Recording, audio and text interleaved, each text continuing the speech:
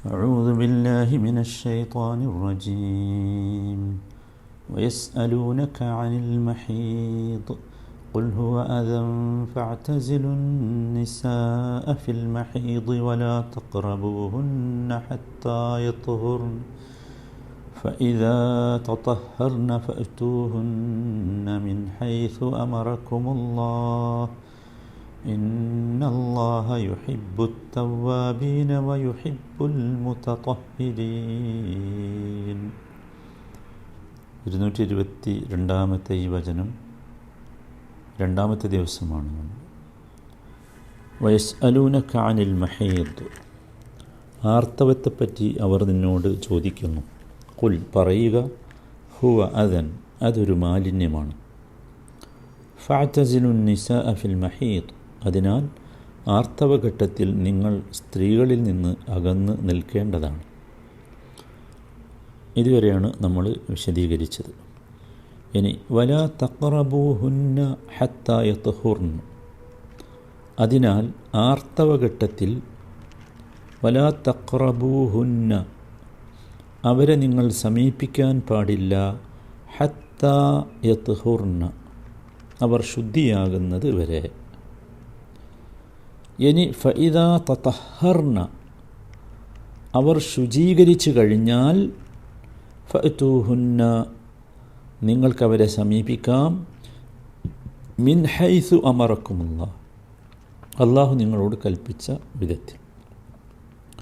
ഇതിലൊന്നാമത്തെ കാര്യം, വലാ തഖ്റബൂഹുന്ന ഹത്താ യത്ഹുർന, അവർ ശുദ്ധിയാകുന്നത് വരെ അവരെ സമീപിക്കുവാൻ പാടില്ല. ഈ സമീപിക്കുക എന്നത് നമ്മൾ നേരത്തെ വിശദീകരിച്ചതാണ് പല സ്ഥലത്തും. അത് വിശുദ്ധ ഖുർആൻ്റെ ഒരു ഭംഗിയാണ്. ഒരു കാര്യം ചെയ്യരുത് എന്ന് പറയുന്നതിന് പകരം വലാ തഖറബു സിന പറഞ്ഞു. നിങ്ങൾ സിനയെ സമീപിക്കരുത്, വ്യഭിചാരത്തെ സമീപിക്കരുത് പറഞ്ഞു. അപ്പോൾ ചെയ്യരുത് എന്ന് പറയുന്നതിന് പകരം അതിനെ സമീപിക്കരുത് എന്ന് പറഞ്ഞാൽ അതിലേക്ക് എത്തുന്ന കാര്യങ്ങളിൽ നിന്ന് പോലും അകന്നു നിൽക്കണം എന്നാണ് മനസ്സിലാക്കേണ്ടത്. മനസ്സിലായില്ലേ? പിന്നെ ഹത്താ യത്ഹുർന, ശുദ്ധിയാകുന്നത് വരെ എന്നാണ് പറഞ്ഞത്. ശുദ്ധിയാവുക എന്ന് പറഞ്ഞാൽ എന്താണ്? ആ ആർത്തവരക്തം നിലക്കുന്നത് വരെ എന്നാണ് അർത്ഥം. അപ്പോൾ മാസത്തിൽ ഉണ്ടാകുന്നതാണല്ലോ. അപ്പോൾ അതിൽ ആ മാസത്തിൽ എത്ര ദിവസമാണോ അത് ഉണ്ടാകാറുള്ളത് അതുവരെ, അതാണ് അതിലെ യത്ഹുർന എന്ന് പറഞ്ഞത്. വലാ തഖ്റബൂഹുന്ന, നിങ്ങൾ അവരെ സമീപിക്കരുത്, ഹത്താ യത്ഹുർന, മനസ്സിലായില്ലേ? ശുദ്ധിയാകുന്നത് വരെ എന്ന് പറഞ്ഞു. ഇനി ശ്രദ്ധിക്കേണ്ട വളരെ സംഗതി, യത്ഹുർന, അപ്പം ആ രക്തസ്രാവം ആ മാസത്തേത് നിലക്കുന്നത് വരെ, മനസ്സിലായില്ലേ? അതാണ് അതിൻ്റെ ഉദ്ദേശം. ഓക്കെ. എന്നിട്ട് തുടർന്ന് പറയുന്നത്, അതുകൊണ്ട് മാത്രം ആയില്ല, പിന്നെന്ത് വേണം? ഫഇദാ തതഹർന, അങ്ങനെ അവർ ശുചീകരിച്ചു കഴിഞ്ഞാൽ.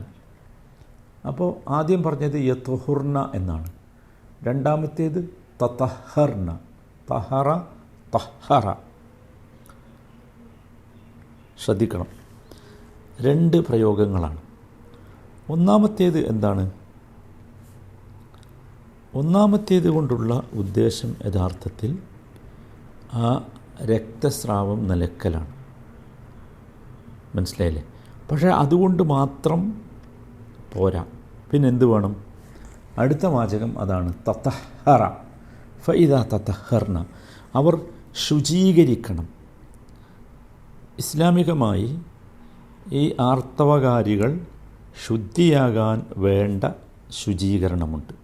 അത് അവൾ കുളിക്കലാണ്. സൗകര്യമുണ്ടെങ്കിൽ കുളിയാണ് ഏറ്റവും പ്രധാനമായ ശുചീകരണം. അതില്ലെങ്കിൽ മറ്റു ഇസ്ലാമികമായ രീതികളുണ്ടല്ലോ, കുളിക്കാൻ പറ്റിയില്ലെങ്കിൽ ഉള്ള സംഗതികളൊക്കെ നമ്മൾ പല സ്ഥലത്തും വിശദീകരിച്ചതാണ്. അപ്പോൾ കുളിക്കാൻ പറ്റിയിട്ടില്ലെങ്കിൽ വുദു ആകാം, വുദുവിന് പറ്റിയില്ലെങ്കിൽ തയമ്മുമാകാം, എന്തുമാകാം, മനസ്സിലായില്ലേ? പക്ഷേ ഇവിടെ ശുചീകരണത്തിനുള്ള മാർഗം എന്താണോ അത് സ്വീകരിക്കണമെന്നർത്ഥം. അതാണ് തഹറയും തഹറയും തമ്മിലുള്ള വ്യത്യാസം. ആദ്യത്തേത് ശ്രദ്ധിക്കേണ്ടത്, ആദ്യത്തേത് യത്ഹുർന എന്നാണ്, താഇന് സുക്കൂനാണ്, ഹത്താ യത്ഹുർന, മനസ്സിലായല്ലോ. രണ്ടാമത്തേതോ ശ്രദ്ധിക്കണം, തതഹർന എന്നാണ്, തതഹർന, തതഹർന. അവിടെ താഇന് ഫത്തഹുമാണ്, ഹാഇന് ഷദ്ദുണ്ട്, മനസ്സിലായില്ലേ. അപ്പോൾ അതുകൊണ്ട് ഉദ്ദേശിക്കുന്നത് എന്താണ്? കുളിയാണ്. വഇൻ കുൻതും ജുനുബൻ ഫത്തഹറു പറഞ്ഞിട്ടുണ്ട് സൂറത്ത് മാഇദയിൽ 6-ാമത്തെ വചനത്തിൽ. നിങ്ങൾക്ക് വലിയ അശുദ്ധി ബാധിച്ചാൽ ഫത്തഹറു, നിങ്ങൾ ശുചീകരിക്കണം. അവിടെ ശുചീകരിക്കുക എന്ന് പറഞ്ഞാൽ എന്താണ്? കുളിയാണ്. സാധിക്കുന്നവരൊക്കെ എന്ത് ചെയ്യേണ്ടത്? കുളിക്കുകയാണ് വേണ്ടത് എന്നർത്ഥം, മനസ്സിലായല്ലോ. അപ്പം അതാണ് അതിൻ്റെ ഉദ്ദേശം. അപ്പോൾ എന്ത് വേണം? എന്നിട്ട് അങ്ങനെ അവർ ശുചീകരിച്ച് കഴിഞ്ഞാൽ ഫഅ്തൂഹുന്ന, നിങ്ങൾക്കവരെ സമീപിക്കാം, നിങ്ങൾക്കവരുമായി വേഴ്ച നടത്താം. അപ്പോൾ വേഴ്ച നടത്തണമെങ്കിൽ ഈ ആർത്തവകാരികളായ സ്ത്രീകളെ വേഴ്ച നടത്തണമെങ്കിൽ 2 നിബന്ധനകളാണ്. ഒന്നാമത്തേത് രക്തസ്രാവം നിലച്ചിരിക്കണം. രണ്ടാമത്തേത് അവർ ശുദ്ധിയായിരിക്കണം, ശുചീകരിക്കണം, കുളിക്കണം, മനസ്സിലായല്ലോ. നോക്കൂ, വളരെ പ്രധാനപ്പെട്ട ഒരു സംഗതി നമ്മൾ ശ്രദ്ധിക്കേണ്ടത്, ഇബാദത്തുകൾ, ഇപ്പോൾ സ്വലാത്തിന് കുളി വേണം. കുളിക്കുന്നതിന് മുമ്പ് സ്വലാത്ത് നമസ്കാരം അനുവദനീയമല്ല, മനസ്സിലായില്ലേ. പക്ഷേ സൗമിന് കുളി വേണ്ട. സൗമിന് രക്തസ്രാവം നിലച്ചാൽ മതി നോമ്പ് നോക്കാൻ. കുളിക്കുന്നതിന് മുമ്പ് തന്നെ നോമ്പ് വേണമെങ്കിൽ എന്ത് ചെയ്യാം? ആരംഭിക്കാം, അനുവദനീയമാണ്. സ്വലാത്തിന് എന്ത് വേണം? കുളി വേണം. അതേപോലെ ലൈംഗിക വീഴ്ച നടത്തണമെങ്കിലും എന്ത് വേണം? കുളി വേണം. അതാണ് പ്രത്യേകം മനസ്സിലാക്കേണ്ട വളരെ പ്രധാനപ്പെട്ട ഒരു സംഗതി. അങ്ങനെ അവർ ശുചീകരിച്ചു കഴിഞ്ഞാൽ ഫഅ്തൂഹുന്ന മിൻ ഹൈസു അമറക്കുമുല്ലാഹ്, അപ്പോൾ നിങ്ങൾക്ക് അവരെ സമീപിക്കാം, അവരുമായി വീഴ്ച നടത്താം. മിൻ ഹൈസു അമറക്കുമുല്ലാഹ്, മിൻ ഹൈസു അമറക്കുമുല്ലാഹ്, അള്ളാഹു നിങ്ങളോട് കൽപ്പിച്ച വിധത്തിൽ. മിൻ ഹൈസു അമറക്കുമുല്ലാഹ് എന്നാൽ ഇവിടെ മിൻ ഹൈസു അമറക്കുമുല്ലാഹ് എന്ന് പറഞ്ഞാൽ മിൻ ഹൈസുൽ വക്തി, സമയമുണ്ട് അതിൽ. അതേതാ? അത് കുളിയുടെ ശേഷം എന്നത്. പിന്നെ മിൻ ഹൈസുൽ മക്കാൻ, അള്ളാഹു കൽപ്പിച്ച രീതിയിൽ എന്ന് പറഞ്ഞാൽ ആ ലൈംഗിക വീഴ്ച നടത്തേണ്ട സ്ഥലമുണ്ട്. അത് സ്ത്രീയുടെ മുൻഭാഗമായിരിക്കണം. പിൻഭാഗം ഗുദമൈഥുനം ഇസ്ലാം നിരോധിച്ച ഒന്നാണ്. അപ്പോൾ ആ 2 നിലക്കാണ് എന്ത്? മിൻ ഹൈസു അമറക്കുമുല്ലാഹ് എന്ന് പറഞ്ഞു. ഇവിടെ കൽപ്പന ഫഅ്തൂഹുന്ന, നിങ്ങൾ അവരെ സമീപിക്കുക എന്ന് പറഞ്ഞ കൽപ്പന ഇബാഹത്തിൻ്റെ കൽപ്പനയാണ്.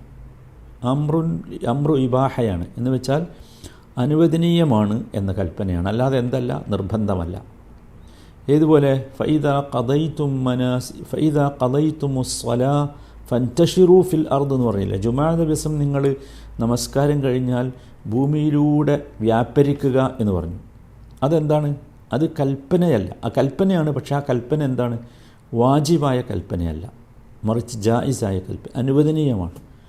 നിങ്ങൾക്ക് നാട്ടിലേക്ക് ഇറങ്ങാം ജുമാ കഴിഞ്ഞാൽ. പിന്നെ അതേപോലെ ഇത് എന്താണ്?